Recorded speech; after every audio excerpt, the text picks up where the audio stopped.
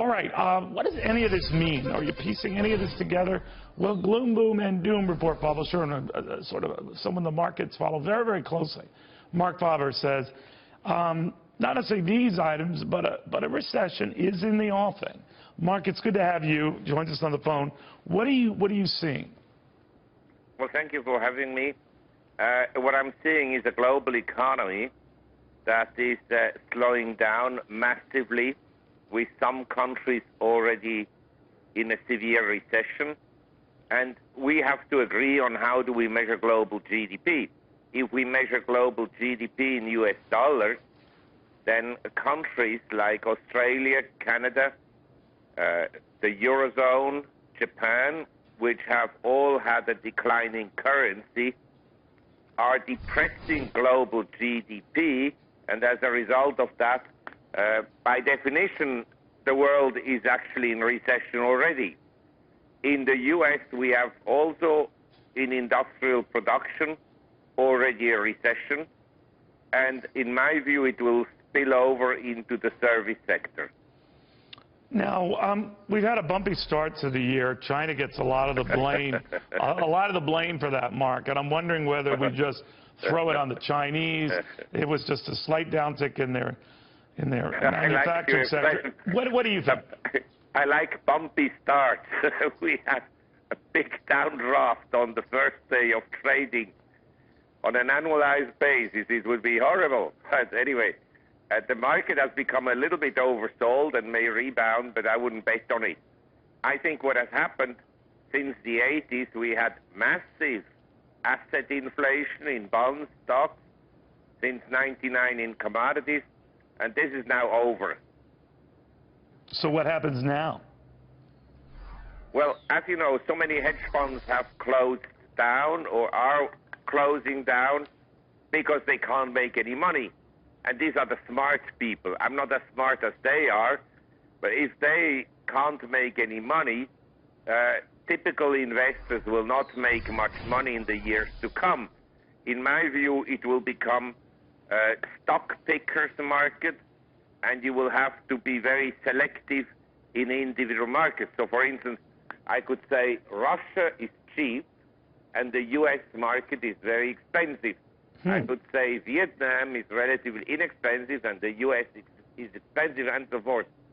But in general, if the U.S. goes down, it's likely that the other markets won't go up substantially.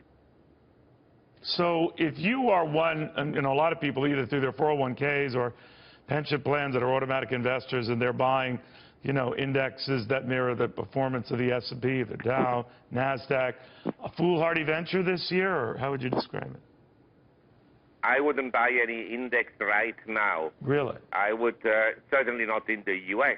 What about gold? What about gold and some of the ones that are percolating? Well, I think this is the only sector that has significant, and by significant I mean an upside potential for gold shares of 3 to 10 times, and the downside risk is 100%. You understand? Right. So the upside vastly outweighs the downside, whereas on the S&P 500, the downside outweighs the upside.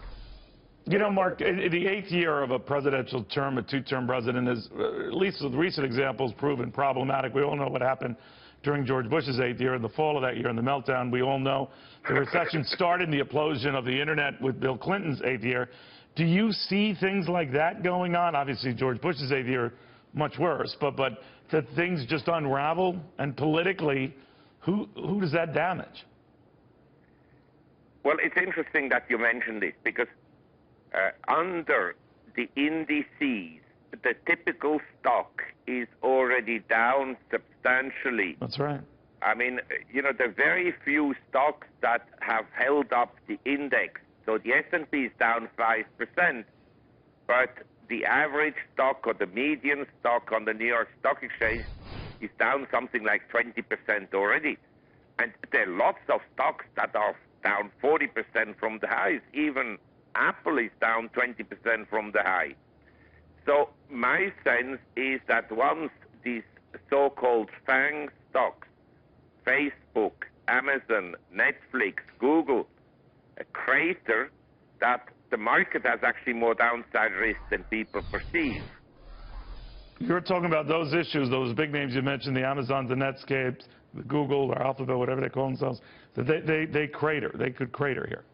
Yes, I mean, they are essentially prized for perfection. And I remember in 1973, in January, we had the Nifty 50 stocks. Right, right. These were stocks like Avon, Xerox, and Boros, and so forth. And nothing could go wrong with these companies. Polaroid, Kodak, nothing could ever go wrong. I worked at that time at White Weld, and people said, for these good companies, no price is too high. And they cratered by 80%. Wow. Well, Mark, aren't you a font of good news? Good catching up with you, my friend. Thank you very, very much. Marc Faber, very influential market watcher and a prescient one.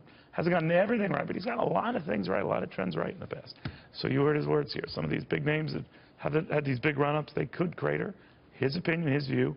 But as you know, in this show, we like to hear from bulls, we like to hear from bears, and I always tell my producers when we're done, if we balanced it out, have you heard both sides?